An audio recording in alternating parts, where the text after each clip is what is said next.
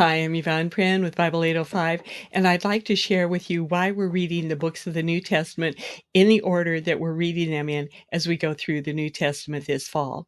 Obviously, we start with the Gospels, and the reason that we do that, of course, is because we want to lay a foundation with our reading in the life of Jesus. Now, I have you begin with Matthew. I do think that it was the first of the Gospels written, and the reason that I think that is because it's such a wonderful bridge book between the Old Testament and the New Testament.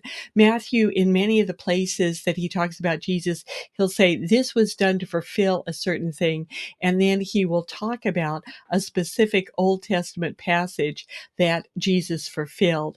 And I would encourage you, I did this one time when I was reading through the book, is go through and mark every time that he does that. You will find a very interesting progression as you go through the book. Next comes Mark, which I believe was written to, and many other scholars do, this is nothing original with me, that it was written to a general Gentile audience. It's very action oriented. These are the things that Jesus did. And then the final one of what's called the synoptic gospels. Synoptic means they see the same thing. They tell very very similar stories of what Jesus did. But the last one, of course, is Luke, where it's a much more compassionate book. He interviews a lot of the women that were involved with Jesus. There's more about Mary in this book. It's just a wonderful picture of Jesus going around and caring and healing and all the things that he did.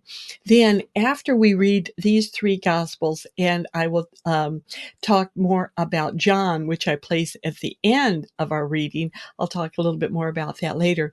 But next, Luke continues the story of Jesus with the story of his church after Jesus went back to heaven. And of course, this is the book of Acts. Now, Acts starts out in Jerusalem with Peter and how he began as the leader of the church. And then Peter's ministry, of course, continues, but the emphasis of the church switches from just speaking to the Jews, but to the Gentiles, to the entire world. And this is where we're introduced to Paul, who is the apostle to the Gentiles. And we see how he goes out and shares the message throughout the entire Roman world. Now, what I've done in your readings is I take you through the book of Acts, but interspersed in it, I have different epistles, different letters that were written to different groups at the times that um, there's a lot of scholarly consensus that these were written. Now, with the exception of just a few that I put in where I thought they fit better, and I'll tell you about that in a few minutes. But the first one is the book of James. Now, even though the Gospels, what's happened in them, the life of Jesus that took place first, most scholars believe that James is actually the first letter that was written in general to all of the churches.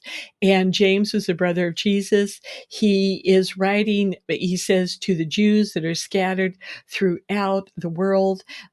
Those who have come to know Jesus as Savior. And like Matthew, it's really a transitional book between the Old and New Testament. It sounds very much in some ways like Proverbs with his short statements of do this, do that, do this, do that. But it was a wonderful introduction to the gospel to those who had been perhaps raised in the Jewish faith.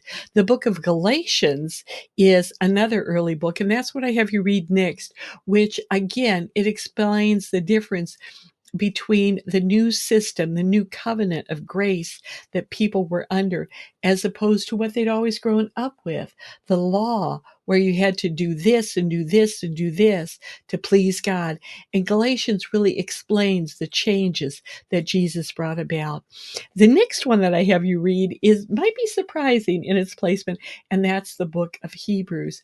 I put it there because I think thematically it's very similar to both James and Galatians in that it focuses on Old Testament and how the images that we saw in the Old Testament of the coming Messiah through the temple, through the sacrifices, through the high priest, how all of these images are fulfilled in Jesus.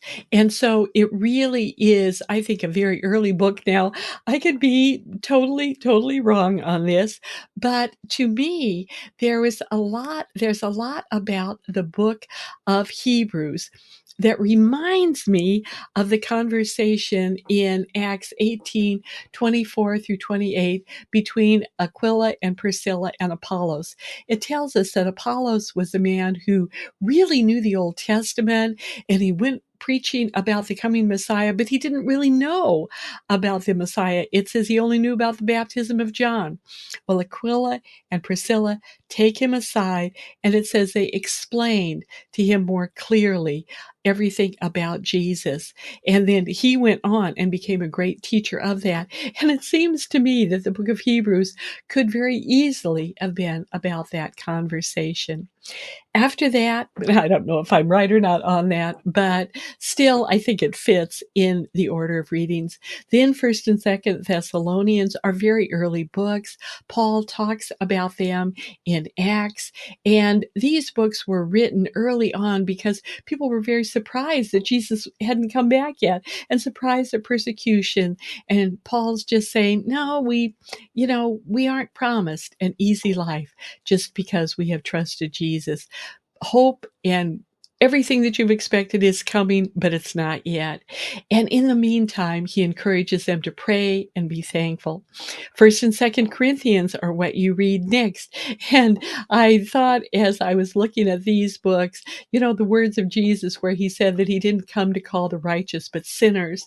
Oh, that is never more true than it is in the Corinthian church.